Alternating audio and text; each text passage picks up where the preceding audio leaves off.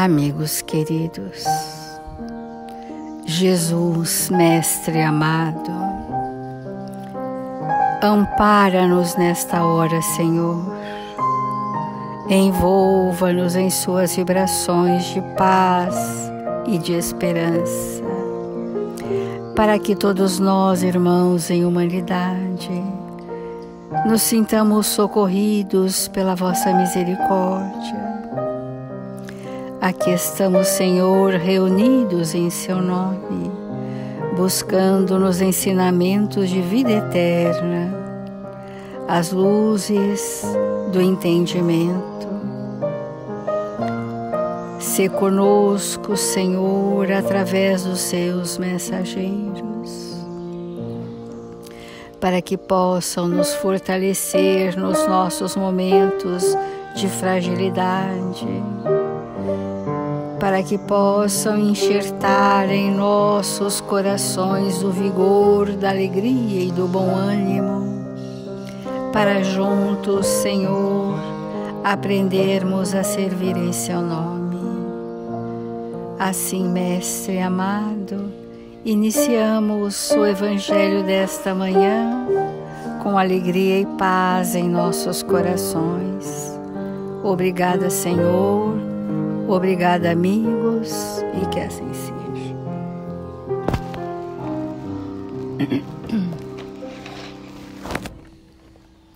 Do Evangelho segundo o Espiritismo, nós estamos no capítulo que a vossa mão esquerda não saiba o que dá à direita, o óbolo da viúva. Quão interessante é este item do Evangelho, quão profundo o ensinamento da viúva que, tendo humildade e amor ao próximo, dá do que lhe é necessário e não do que lhe sobra, não do que é o supérfluo. Esse é o óbolo verdadeiro, né?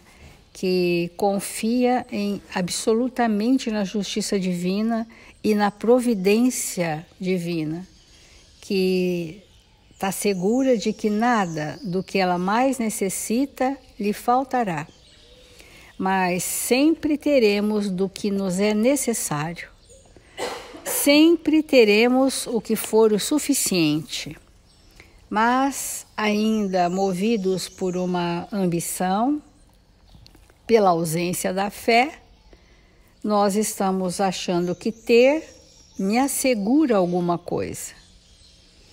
E essa alguma coisa que assegura, nós precisamos refletir o que é mesmo, que é a nossa necessidade. O Evangelho diz: muitas pessoas lamentam não poderem fazer tanto bem quanto gostariam por falta de recursos suficientes. E se desejam a fortuna, dizem elas, para dela fazerem bom uso. A intenção é louvável, sem dúvida, e pode ser muito sincera em alguns, mas é bem certo que seja em todos completamente desinteressada. Não há delas que, desejando fazer o bem aos outros, estariam bem contentes em começar por fazer a si mesmas, de se darem algumas alegrias a mais, de se proporcionarem um pouco do supérfluo que lhes falta, sob a condição de darem o resto aos pobres? Então, esse resto, né, é aquilo que ninguém mais precisa, então aquilo eu posso dispensar. Nós temos falado que a caridade moral, que são os sentimentos nos relacionamentos, só vai se estabelecer verdadeiramente quando a caridade material for um hábito espiritual. E uma coisa não vem antes da outra. Porque se nem conseguimos doar do que temos e do que somos, como nós vamos sentir que podemos fazer isso do ponto de vista afetivo? Como nós vamos sentir isso, né? Então, é muito importante nós entendermos o que é mesmo dar do que temos, sendo este ter o veículo dos nossos sentimentos. Quando a viúva coloca suas moedas, como nós falamos ontem, ela colocou moedas imantadas do seu sentimento. Aquele que seria beneficiado não só pelo valor amoedado, mas pela vibração que aquela moeda carreava para chegar ao coração de alguém. E nós trouxemos de um outro capítulo do Evangelho algumas frases que corroboram bastante com essa reflexão.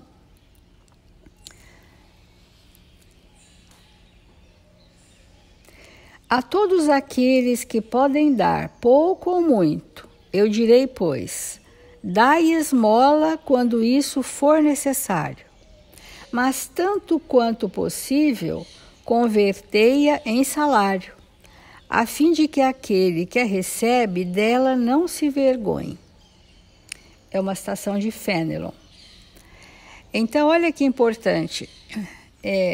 Zaqueu era o discípulo, né, o cristão que Jesus foi à casa visitar. E o Zaqueu, ele tinha essa construção moral. Ele tinha recursos e muitas famílias se beneficiavam por serem trabalhadores. E quando alguns pais de família o abordavam na absoluta miséria, ele dava um emprego, mesmo que ele não precisasse daquele serviço. Ele dava um emprego, para que aquele espírito tivesse a dignidade de fazer por merecer. Agora, existem inúmeros espíritos, até a nós confiados, que mesmo você dando o que fazer, não conseguem. Não conseguem. Estão no estado ainda de embotamento, derivado, lógico, do egoísmo, que nesta existência na Terra vão viver da comiseração pública. Vão viver de algum familiar que o amparou, vão viver, porque tudo que se possa fazer, o espírito ainda não está amadurecido para isso, porque sai dos vícios, né? O vício do excesso, o excesso é um processo gravíssimo para todos nós. Qualquer nível de excesso excede o necessário. E excedendo o que é necessário, nós estamos no vício. Então, os pensamentos viciosos na inoperância criam tantas lacunas no campo mental, verdadeiros espaços em branco, que ali não há movimentação, ali não há vibração, não há construção. Então, é necessário promover o bem, né, dentro da necessidade evolutiva do outro. Então, diz ainda o Evangelho, no desprendimento dos bens terrenos: vosso amor aos bens terrestres,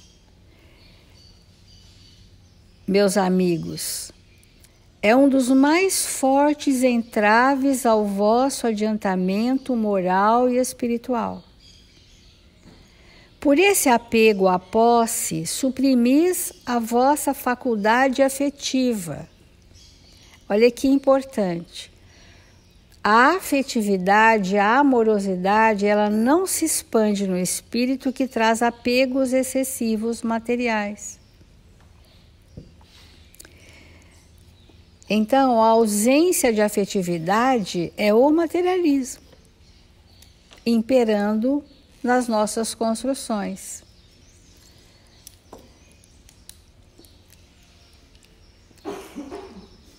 Olha que interessante, vamos compreender. Compreendendo que o homem que por um trabalho assíduo e honrado ganhou a fortuna, experimente uma satisfação de resto bem justa, mas dessa satisfação muito natural e que Deus aprova, qual seja. Há um apego que absorve todos os sentimentos e paralisa os impulsos do coração. Então, voltando lá em cima. Quando vossos cofres estão cheios, há sempre um vazio no coração. Então, isso suprime as faculdades afetivas do espírito. Um apego paralisa os impulsos do coração. A distância, tanta distância quanto da avareza sórdida, a prodigabilidade exagerada. São duas polaridades iguais. O excesso do reter e aquele que esbanja por egoísmo. Ele não esbanja porque ele tem as faculdades afetivas desenvolvidas, né? Porque a prodigalidade exagerada também é um vício. Deus colocou a caridade, santa e salutar virtude, que ensina ao rico a dar sem ostentação, para que o pobre receba sem baixeza. Porque quando dá-se com ostentação, nós estamos humilhando aquela pessoa e não beneficiando. E às vezes a gente ouve de senso comum as pessoas dizerem: nossa, eu tive que me rebaixar muito para conseguir isso daquela pessoa. Eu precisei me humilhar muito para que eu recebesse o amparo a um filho doente. Eu precisei pedir muito na minha família para que me auxiliasse no momento difícil. Não é? Então, nada vos pertence sobre a terra, nem mesmo o vosso corpo, porque a morte nos despoja dele. O bem que Deus vos confiou excita em vossos corações uma ardente e louca cobiça. Deus confiou por empréstimo, porque somos meros administradores dos bens divinos, que é a natureza que nos cerca, né? Que sois, pois, quando usais em vosso único proveito daquilo que vos foi confiado, senão depositários infiéis? É em vão que na terra procurais vos iludir, colorindo com o nome de virtude o que frequentemente não é senão egoísmo. Quanta inversão de interpretação, né, amigos, nós ainda temos. Colocamos como virtude o que é apenas o egoísmo. Que chamais economia e previdência o que não é senão cupidez e avareza. Hoje chamamos de generosidade o que não é senão prodigalidade em vosso proveito. Enquanto esses valores não tiverem redefinidos em nós, esse equívoco vai mover a nossa ação de dar de nós mesmos, ou do que temos, ou de como somos. Vamos entender isso, porque não resolve para nós comportamentos novos. Nós precisamos identificar em nós em que nível de egoísmo eu estou estagiando. Se eu estou no egoísmo chamado cupidez e avareza, que eu penso que seja previdência e economia, se eu estou no estado do egoísmo, que eu penso chamar generosidade, é esbanjamento, excesso, prodigalidade. Eu preciso entender isso em mim. Porque se eu não entender em nós, no espírito que somos, tudo mais que estivermos falando serão apenas sugestões comportamentais. Eu preciso sentir em que nível de egoísmo eu estou. O excessivamente avaro é aquele que não sente em si a grandeza da justiça de Deus. Não sente que nossos atos geram consequência. e que a vida nos oferece uma fartura de tudo que é para a nossa necessidade evolutiva.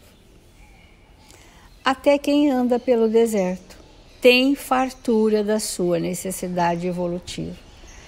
Porque o atributo essencial do espírito é a inteligência, que move as suas ações, expandirá todas as suas faculdades em benefício da sobrevivência. Quando nossos irmãos no extremo agreste parecem passar fome e sede, por que a ambientação reencarnatória deles é ali e não no sudeste? Não nas cachoeiras, perto das cachoeiras do centro-oeste? Porque eles precisam movimentar as forças íntimas que ficaram por séculos ou milênios estagnados na opulência, criando os vazios no campo mental. E hoje, para tomar um copo d'água, precisam pegar uma lata e andar 10 quilômetros. Isso é uma bênção divina. É a lei de Deus nos educando para movimentar as nossas forças. Agora, se a prova dele é passar esse nível de penúria, a nossa prova é saber ampará-lo na sua dor, seja qual for. Né? Então, olha que importante isso. Alguém vem com uma prova de miséria e nós temos que desenvolver em nós o quê? A profunda compaixão de suprir a miséria do próximo. Isso é apenas um dever do homem de bem. É um dever. É um dever que já a humanidade da Terra já tem algo desenvolvido sobre isso. Vamos socorrer a dor do próximo, mais próximo do que nós. Como? Dando do que nos sobra. Isso já é um acontecimento comum, mas dando daquilo que é necessário para nós também. E quando nós falamos na palavra doação, nós queremos entender que veiculamos do que somos. Em tudo aquilo que doamos está impregnado algo de nós. Então vamos refletir.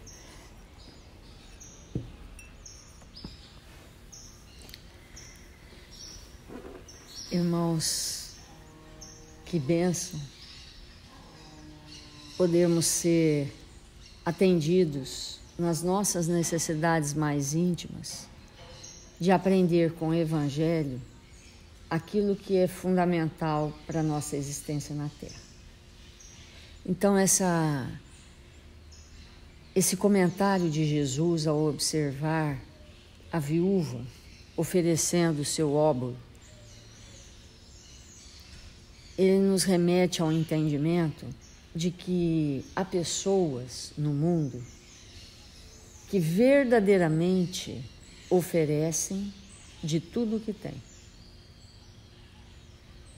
E mais, há pessoas que oferecem de tudo o que têm e de tudo o que são. Olha a grandeza desse entendimento.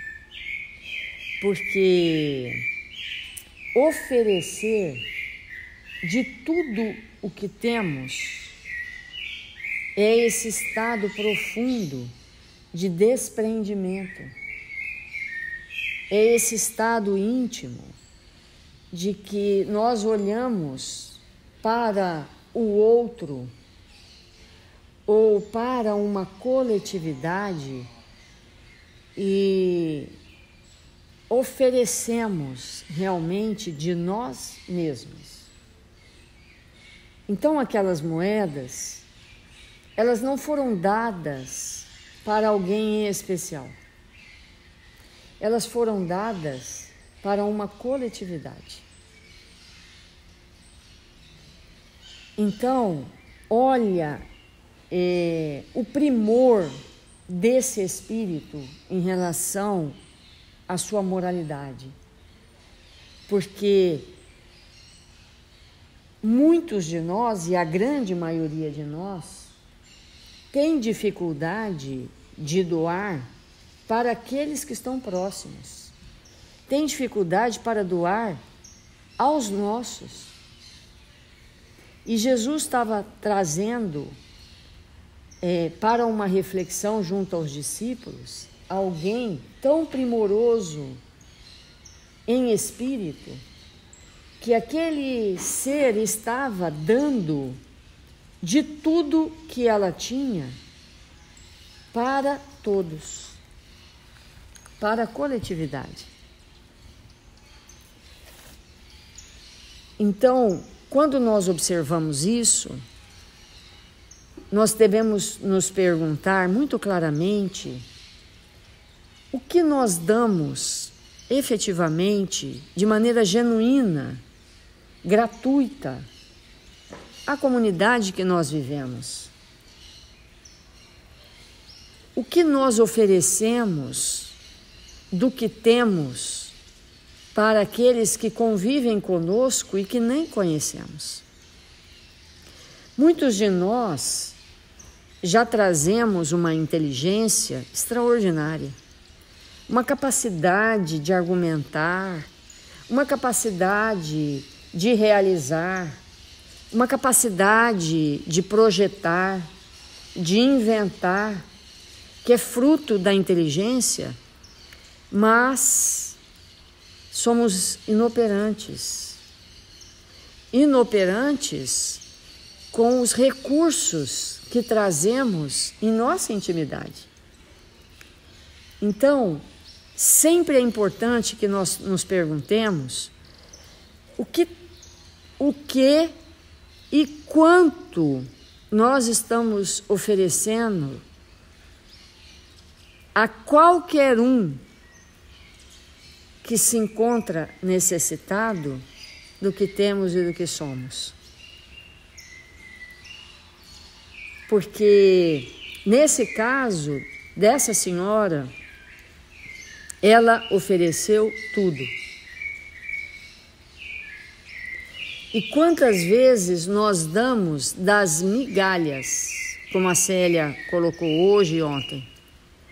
Nós damos do supérfluo que sobra. É a sobra da sobra da sobra da sobra. Quantas vezes nós vamos ver que aquele alimento que já não nos serve, que já está passado, a gente quer passar para alguém. É a sobra da sobra da sobra. Né?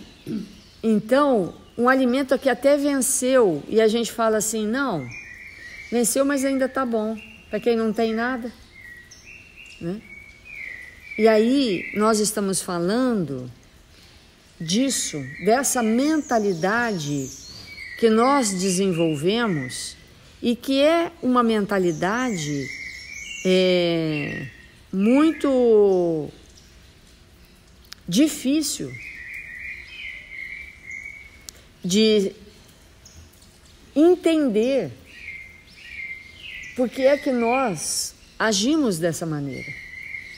Porque, como a Célia comentou hoje, Deus nos oferece a mão cheia e às vezes nós vamos ter, isso é um assunto que sempre mexe com as minhas estruturas internas, nós vamos ver que muitos espíritos ao nosso redor, que não são operosos, que são espíritos que trazem extremadas dificuldades, que não sabem o valor do trabalho, vão ficar ao nosso lado toda uma existência, numa situação de dependência, que nos vai causar profundo pesar, porque não é fácil, de maneira nenhuma, nós convivermos com espíritos que perderam a capacidade de serem operosos. Então vai nos causar pesar, mas nós vamos manter ao lado desses espíritos tendo que ofertar tudo para eles, porque em algum lugar nós os viciamos. Em algum lugar nós impedimos que esses espíritos desenvolvessem o valor do trabalho. E eles se viciaram na ociosidade. E agora estão aí, conosco, para observar os nossos exemplos, para estar ao nosso lado, para que nós possamos vencer a nós mesmos, superando essas dificuldades. E muitas vezes isso não terá solução naquela existência. Não terá. Aquilo é uma prova, aquela situação é uma prova para nós, que nós devemos suportar dignamente até o final. E às vezes o espírito que nos acompanha o passo, ele está apenas absorvendo do nosso exemplo, para que numa próxima existência, ao observar uma existência toda de improdutividade, de ociosidade, essa estrutura vai causar no seu espírito uma culpa, com certeza, quando ele puder acessar sua consciência, que vai estruturar novas existências, onde o espírito terá nova oportunidade de iniciar uma forma operosa de ser. Então, é muito grande o número, é muito grande o número de espíritos que estão na Terra nesse momento, completamente paralisados em relação ao trabalho. Espíritos que muitas vezes trazem um nível de ansiedade tão profundo, e muitas vezes a ansiedade revela um tempo que nós passamos. Isso não é regra, né? Mas há um número muito grande de espíritos que são assim. Uma ansiedade que advém de um tempo que nós perdemos tempo. E que agora ficamos numa velocidade do pensamento que nos desorganiza o comportamento. Então, aprender a dar, a doar de tudo o que nós temos e somos é fundamental. É fundamental. É uma lição que nós vamos precisar estruturar em nossa intimidade. Porque sempre temos comentado aqui, às vezes uma pessoa chega requerendo de nós alguma coisa e a gente tem preguiça. Ah, hoje não, agora não, mais tarde, né? É tão humilhante para a pessoa que vai pedir alguma coisa para nós e a gente fala assim, ah, não, hoje não, mais tarde, amanhã, semana que vem, quando der eu faço, né? Então, foi nesse sentido que Jesus convidou seus discípulos a observar aquela senhora. Porque é assim que nós devemos nos conduzir na Terra. Não esperar que alguém venha de joelhos nos solicitar. Nos anteciparmos e oferecer de tudo que temos, para que o mundo seja mais feliz pelas nossas ações de caridade, de amor, de bondade, de generosidade. Então vamos fazer a nossa prece.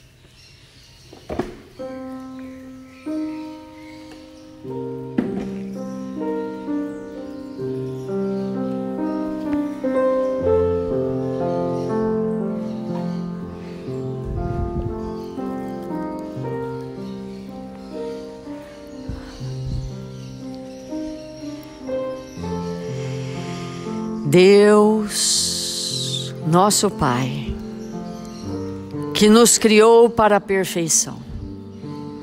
Jesus, divino amigo, que nos ensinou o caminho a trilhar para que nós possamos nos tornar esta perfeição que Deus nos criou.